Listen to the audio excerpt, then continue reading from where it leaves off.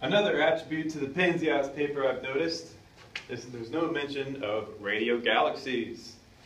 Now, given the time had it to where you could see things with visible light. Most of the astronomy done back then was done in visible light, but as any astronomer knows these days, you have an entire electromagnetic spectrum to view things in. You have ultraviolet, infrared, visible, gamma rays, X-rays, radio waves, microwaves. You have all that good stuff. Now, back in the day, before we had radio astronomy, if an astronomer such as Penzias, Hubble, Hoyle, or whoever would look at Hercules A, they would see what I would like to call a big blob of uninteresting matter. Nothing to see here. Move along. So they just said, to hell with that. Who cares about what that blob's doing? Nobody cares. Okay? Along came radio astronomy. They were like, we're going to investigate these radio sources, okay? Good thing that was a radio source, or else they wouldn't have pointed the radio telescopes at it.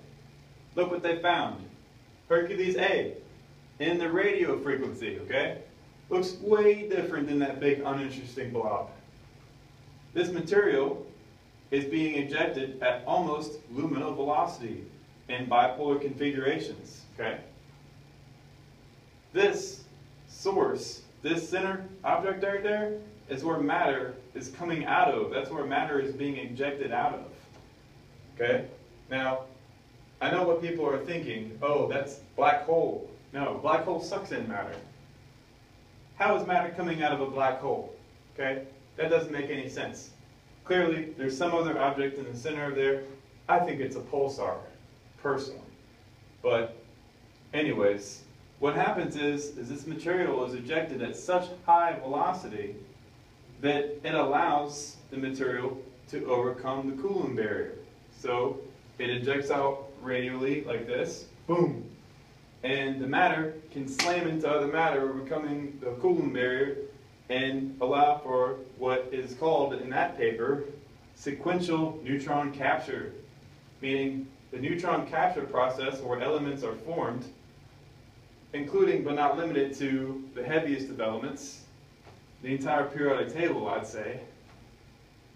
That's where it happens. The material moves so fast that it redshifts into radio. I don't know if you've seen the movie Spaceballs, but this is matter going ludicrous speed. That's what it's all about. Now, when we see these things, that's what we need to study. Not some ephemeral, cosmological, can't observe it, Big Bang nonsense. This is where the most powerful events are happening in the entire universe. This is the birth of a galaxy where matter is being created. Okay? We need to study how these objects operate. And we need to spend more money on radio astronomy so we can peer at these things and to see what they're doing. The big blobs of uninteresting matter are the source of matter creation. Hopefully people can really understand what I'm trying to get across to you here.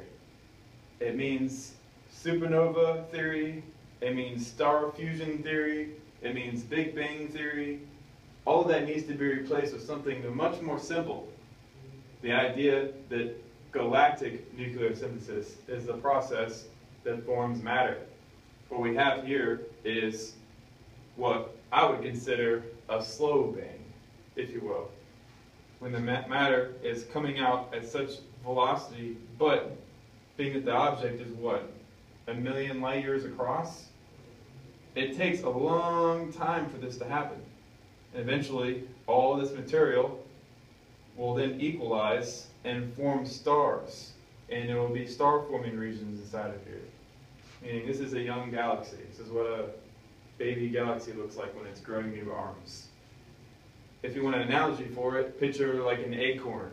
If you have an acorn being planted into the ground, here's the ground level, the acorn starts growing, and then boom, it has its first leaf as well, or its first leaves. As well, it has a little root system that's shooting down, so it goes, in both directions. picture that as a little acorn where a root system is going this way and the top of the plant is going that way. That's the best analogy I can think of for it. But as above, so below, I guess.